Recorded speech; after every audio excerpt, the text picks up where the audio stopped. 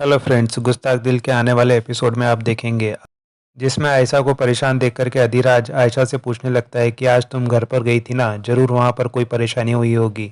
आयशा भी बताने लगती है कि मॉम और पापा के बीच में ज़रूर कुछ चल रहा है, लेकिन मुझे कुछ भी पता नहीं है।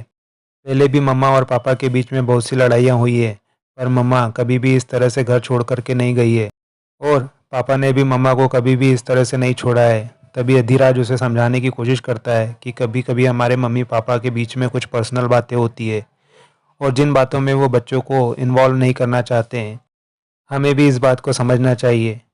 अधिराज की बातें सुन करके आयशा भी खुश हो जाती है और अधिराज से कहने लगती है, तुम मेरी परेशानी को कितनी अच्छी तरीके से समझ लेते हो ना। उधर निखिल भी लाजो को याद करते करते सो जाता है और अगली सुबह जब उसकी नींद खुलती है तो उसकी मोबाइल बज रहा होता है। अपना मोबाइल बजता हुआ देख करके मोबाइल उठाता है, उस पर सोनवर्षा से कॉल आ रहा होता है। निखिल फ़ोन उठा करके सुनने लगता है और फ़ोन सुन करके चौंक जाता है और कहने लगता है, जी मैं अभी निकलता हूँ, मैं अभी लाजो को लेकर के आता हूँ। और लाजो को लेने के लिए रेंजो के घर पहुँच जाता है और रेंजो से कहने लगता है, मैं लाजो से बात करना चाहता हूँ। लेकिन रेंजो निखिल को लाजो से मिलने के लिए रोक देती है। निखिल ज़बरदस्ती करने लगता है और कहता है, ये बहुत अर्जेंट है, मुझे लाजो से मिलना ही होगा।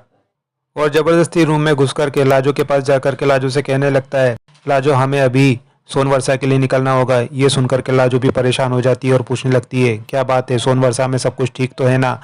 हम अभी सोनवर्षा में फ़ोन लगा करके पूछते हैं। और निखिल उसका फ़ोन छीन लेता है और लाजो से कहता है, लाजो तुम जल्दी करो, फ़ोन रास्ते में लगा लेना, हमें निकलना होगा। ये सुन करके रेंजो भी उसकी पैकिंग कराने लगती है। उसके बाद निखिल लाजो को लेकर के सोनवर्षा पहुंच जाता है।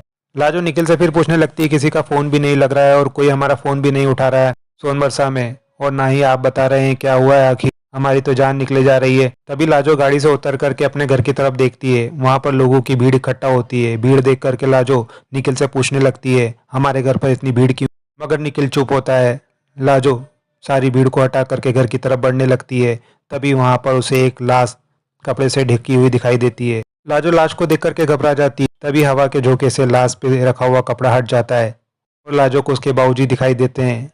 राम बच्चन की लाश को देख करके लाजो चौंक जाती है। एपिसोड यहीं खत्म होता है। आगे की अपडेट के लिए हमारे साथ जुड़े रहें और हमारे चैनल को सब्सक्राइब और लाइक करना ना भूलें।